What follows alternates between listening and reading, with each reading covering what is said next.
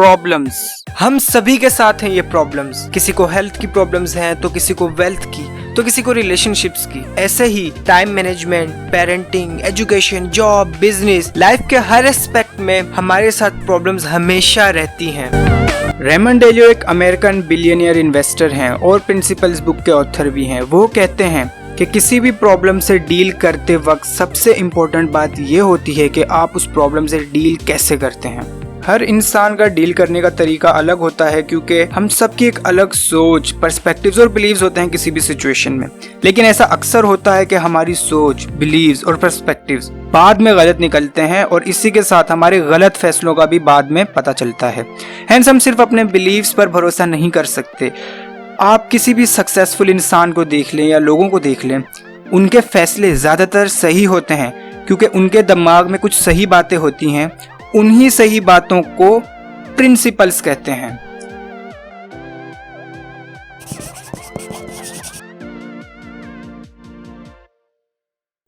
तो प्रिंसिपल्स क्या हैं? नॉर्मली तो हम उसूल कह देते हैं, लेकिन स्टीफन आर कोवे ने अपनी बहुत famous book the 7 habits of highly effective people में प्रिंसिपल्स के बारे में बहुत ज़्यादा डिटेल में बताया है। तो बारीकी से प्रिंसिपल्स को समझते हैं कि प्रिंसिपल्स क्या हैं।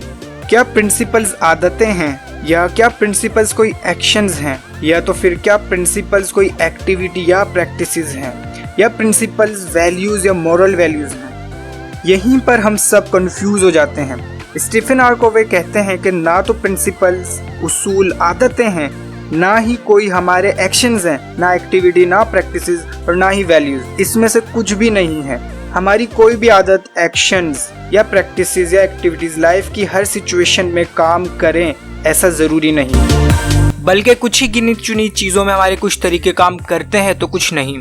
फॉर एग्जाम्पल, जिन बातों से आपने किसी एक इंसान का दिल जीता, जरूरी नहीं कि आप सेम उन्हीं बातों से किसी दूसरे इंसान का भी दिल जीत सकें। तो हमारे एक्शंस, प्रैक्टिसेस या हमारे अच्छे अच्छे तरीके तो प्रिंसिपल्स नहीं हैं, लेकिन हाँ, प्रिंसिपल्स से ये सब बनते हैं।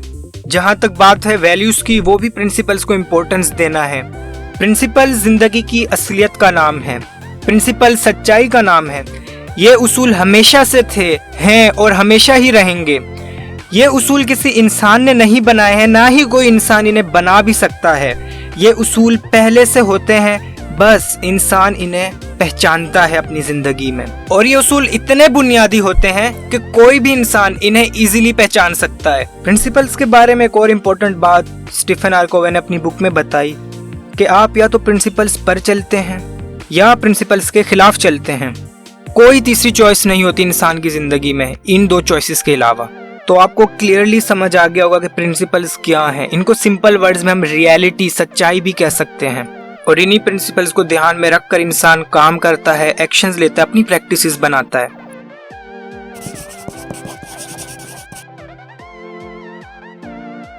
अभी मैंने आपको बताया कि कोई भी प्रैक्टिसेस या एक्शंस प्रिंसिपल से बन सकते हैं, यानी प्रिंसिपल बेस्ड हो सकते हैं। या तो दूसरी और आखिरी कंडीशन ये होती है कि प्रिंसिपल्स के अगेंस्ट हो सकते हैं। इस बात को रीजन बनाते हुए प्रिंसिपल्स बुक के ऑथर रेमंड डेलियो ने कहा कि अगर आप अपनी लाइफ की बड़ी बड़ी बड़ी ख्वाहिशात को पाना चाहते हैं और अपने लाइफ के बड़े बड़े बड़े चैलेंजेस और प्रॉब्लम से लड़ना चाहते हैं, तो सबसे पहले एक काम करो, प्रिंसिपल्स को अपनी लाइफ में आइडेंटिफाई करना शुरू कर दो, जो कि आपको डिजायर्ड रिजल्ट दिलवा सकें, जो कि एट द एंड आप चाहते हैं। उसके बाद आप उन्हीं प्रिंसिपल्स को अपनी लाइफ में अप्लाई करना शुरू कर दो। उन प्रिंसिपल्स से प्रिंसिपल बेस्ड प्रैक्टिसेस बनाओ, उन्हीं प्रिंसिपल से प्रिंसिपल बेस्ड एक्शंस लो, जो कि आपको at the end desired result दिलवाएंगे।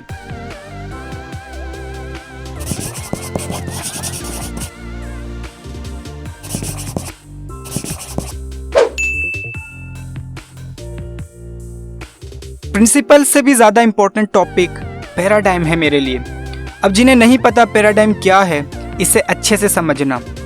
ये वर्ड यूज होता है मॉडल, परसेप्शन या अंडरस्टैंडिंग के लिए। पैराडाइम को अगर और सादा अल्फाज में बताऊं तो कैसे हम इस दुनिया को देखते हैं, ज़ाहिरी तौर पर नहीं बल्कि समझने के लिहाज से कैसे हम इस दुनिया को देखते हैं, कि हमारे क्या ख्यालात हैं किसी भी चीज़ के बारे में।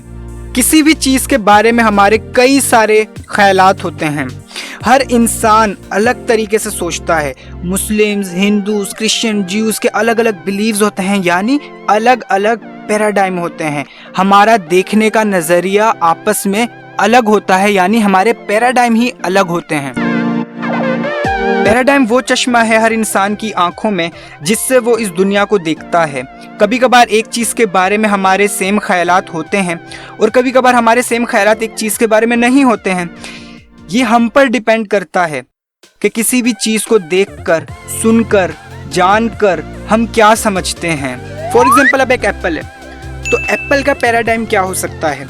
एप्पल एक फ्रूट है, कोई सब्जी नहीं है। एप्पल का कलर रेडिश, ग्रीनिश, येलोइश ये सब होता है। एप्पल को खाया जाता है। एप्पल हेल्थ के लिए अच्छा होता है। अब हो सकता है किसी इंसान के एप्पल के पैराडाइम में अच्छा टेस्ट होगा अगर उसको पसंद है एप्पल, और हो सकता है किसी इंसान को पसंद ना हो एप्पल, तो उसके एप्पल के पैराडाइम में बुरा टेस्ट होगा। अब अगर मैं ये कहूँ कि एप्पल खाने की ही चीज़ नहीं है, तो क्या ये मेरा पैराडाइम ठीक होगा? बिल्कुल भी नहीं, क्योंकि एप्पल है खाने की चीज़, यानी मेरा पैराडाइम गलत है, मेरी सोच गलत है, मेरे दिमाग में एप्पल के बारे में जो कॉन्सेप्ट है, पैराडाइम है, वो गलत है। इसी तरह हमारे कई पैराडाइम गलत होते हैं। हमें गलत चीज़ें सिखा दी गई होती हैं, हमें गलत चीज़ें समझा दी गई होती हैं और हम वो मान लेते हैं, हमारे बिलीव्स बन जाते हैं, हमारे ब्रेन में गलत मॉडल आ जाता है, यानी हमारे ब्रेन में गलत पैराडाइम होता है कई चीज़ों को लेकर।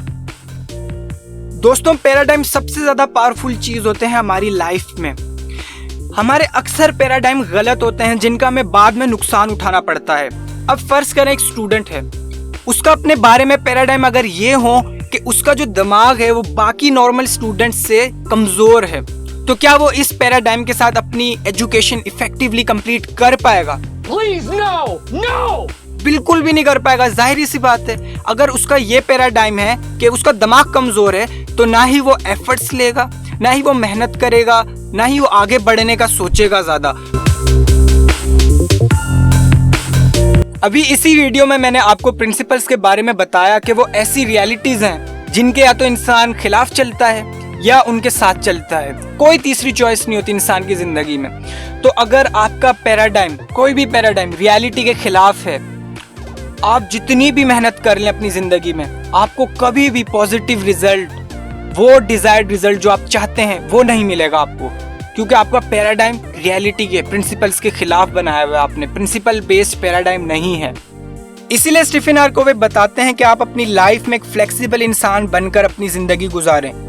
आप एक फ्लेक्सिबल इंसान बनकर चीज़ों को देखें, ना कि अकड़ के साथ अपने सही या गलत पैराडाइम के साथ आप चिपके रहें, बल्कि आप हर लिहाज से चीज़ों को देखना शुरू करें। हर लिहाज से आप चीज़ों को ऑब्जर्व करें। पहले आप दूसरों को ठीक तरीके से सुने, उनको समझें कि वो क्या कह रहे हैं, उनके पैराडाइम को देखें कि उनका क्या पैराडाइम है किसी चीज़ के बारे में, और अपना फिर पैराडाइम इस तरह, यानी दूसरों का भी पॉइंट ऑफ व्यू आप समझें, उनको ठीक से सुने, और अपना भी आप फिर आपका अपना एक पॉइंट ऑफ व्यू है हर चीज़ के बारे में। तो यही जो पैराडाइम को ऑब्जर्व करने की, उन्हें एग्जामिन करने की जो आदत है आपकी, ये आपको हमेशा लाइफ में रियलिटी से ज़रूर मिलवाएगी। तो अगर हमारा कोई पैराडाइम गलत है अपनी लाइफ में, तो हमें फिर से अपनी लाइफ में सही डायरेक्शन पर चल पड़ने के लिए उस पैराडाइम को ठीक करना पड़ता है। तो इस पैराडाइम के चेंज करने को पैराडाइम शिफ्ट कहते हैं, और ये बहुत ही ज़्यादा इंपॉर्टेंट बात होती है हमारी लाइफ में। साइंटिस्ट अपना पैराडाइम हमेशा ऑब्जर्व करते रहते हैं और रियलिटी तक पहुंच जाते हैं कैसे अपना पैराडाइम शिफ्ट करके। तो हम भी अपनी रियलिटी तक पहुंच सकते हैं पैराडाइम शिफ्ट करते हुए।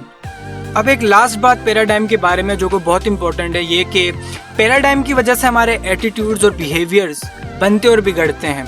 अब हमें कहा जाता है ना कि पॉजिटिव रखो एटीट्यूड, अपने बिहेवियर्स को सही करो, ये वो, तो इस तरह की बातों से कुछ नहीं होता। हमें अपने पैराडाइम को पहले फोकस करना होता है, पैराडाइम ठीक करना होता है, उसके बाद ही हम अपने एटीट्यूड्स और बिहेवियर्स पे काम कर सकते हैं। अगर पैराडाइम ही गलत है तो नहीं हो सकता। अब फर्ज करें कोई अपनी माँ को देखता है, टच करता है, तो कैसी फीलिंग्स होती हैं? अलग टाइप की। कोई अपनी वाइफ को टच करें या देखें, अलग तरह की फीलिंग। सही है, ये अलग फीलिंग्स क्यों जनरेट हो रही हैं? सिर्फ और सिर्फ पैराडाइम की वजह से। हमारे ब्रेन में एक पैराडाइम है, मॉडल है किसी चीज़ का कि ये चीज़ क्या है, सब पता है हमें उस चीज़ के बारे में। तो यही वजह है हमारे सबकॉन्शियस माइंड या कॉन्शियस माइंड को कंट्रोल करने की, पैराडाइम ही वजह है। तो हमें अपने पैराडाइम पे काम करना चाहिए, उससे ही हमारे बिहेवियर्स और एटीट्यूड्स दोनों कंट्रोल हो सकते हैं इजीली। हमें कोई ज़रूरत भी नहीं कुछ करनी, बस पैराडाइम ठीक कर लिया, बिहेवियर और एटीट्यूड कंट्रोल हो गए। तो बस आज के लिए इतना ही। आपकी स्क्रीन पर समरी है जो आज पॉइंट शेयर हुए। तो आज का जो विजडम था वो the 7 habits of highly effective people जो कि स्टीफन आर कोवे ने लिखी है उससे हुआ, और द प्रिंसिपल्स बुक से हुआ जो कि रेमंड डेलियो ने लिखी है। द प्रिंसिपल्स बुक एक बहुत ही बेहतरीन बुक है प्रॉब्लम सॉल्विंग के लिहाज से, तो मैं आपको हाईली रिकमेंड करता हूँ कि आप ये बुक ज़रूर पढ़ें।